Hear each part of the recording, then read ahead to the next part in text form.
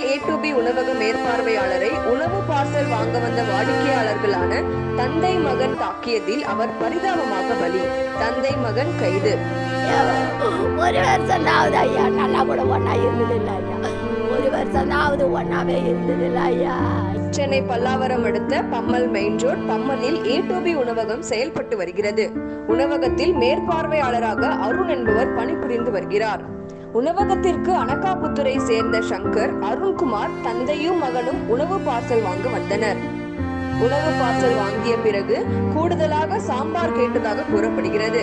கூடுதல் சாம்பார் தர உணவக ஊழியர் மறுத்ததால் தகராறு ஏற்பட்டு காவலாளி மதன்குமார் என்பவரை கையால் தாக்கியுள்ளனர்.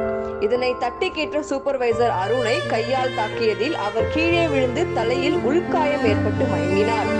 அருகில் உள்ளவர்கள் அவரை மீட்டு குரோம்பேட்டை அரசு பொது மருத்துவமனைக்கு அழைத்து சென்று விசாரித்த போது ஏற்கனவே அவர் இறந்து விட்டதாக மருத்துவர்கள் தெரிவித்தனர். தகவல் அறிந்து சென்ற சங்கர் நகர் காவல்துறையினர் தந்தை மற்றும் மகனை கைது செய்து காவல் நிலையம் அழைத்து சென்று விசாரித்து நீதிமன்றத்தில் ஆஜர்படுத்தி சிறையில் அடைத்தனர்.